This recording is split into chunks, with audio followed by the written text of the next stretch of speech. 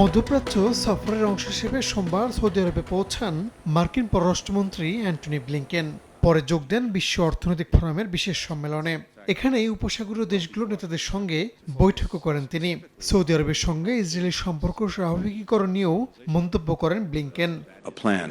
বলেন, ইসরায়েল ও সৌদি সম্পর্ক স্বাভাবিক করতে গত মাসে দুই দেশ নিবিড়ভাবে একসঙ্গে কাজ করেছে। রিয়াদের সঙ্গে নিরাপত্তা সমঝোতা প্রায় সম্পূর্ণ করে ফেলেছে ওয়াশিংটন উল্লেখ করে মার্কিন পররাষ্ট্রমন্ত্রী আরও বলেন, সৌদি আরব যদি ইসরায়েলের সঙ্গে শান্তি স্থাপন করে তাহলে এই চুক্তির প্রস্তাব দেয়া হবে।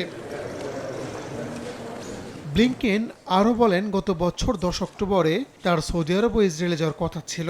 নির্দিষ্টভাবে স্বাভাবিকীকরণ চুক্তি ছিল মূল লক্ষ্য, তবে 7 অক্টোবরে ইসরায়েলে হামাসের হামলার কারণে তা হয়ে ওঠেনি। এদিন সৌদি যুবরাজ মোহাম্মদ বিন সালমান ও পররাষ্ট্রমন্ত্রী প্রিন্স ফয়সাল বিন ফারহান আল সৌদের সঙ্গে আলাদাভাবে বৈঠক করেন ব্লিংকেন। বিকাশে কম খরচে ক্যাশ আউটের লিমিট বেড়ে 50,000, প্রিয় এজেন্টও 2টা। এদিকে মধ্যপ্রাচ্য ভিত্তিক বিভিন্ন গণমাধ্যম বলছে, ব্লিংকেনের সঙ্গে বৈঠকে দ্বিরাষ্ট্র সমাধানের বিষয়টির উপরই জোর দিয়েছে সৌদি কর্তৃপক্ষ। ফিলিস্তিন রাষ্ট্রের স্বীকৃতি না দিলে ইসরায়েলের সঙ্গে শান্তি সম্পর্ক স্থাপন নয় বলে আগেও জানিয়েছিল রিয়াদ। গেল ফেব্রুয়ারিতে সৌদি পররাষ্ট্র মন্ত্রণালয় জানায়, ইসরায়েলের সঙ্গে কূটনৈতিক সম্পর্ক তখনই হবে যখন স্বাধীন ফিলিস্তিনি রাষ্ট্র প্রতিষ্ঠা পাবে, যার রাজধানী হবে পূর্ব জেরুজালেম। রাহানুল রানা, সময় সংবাদ।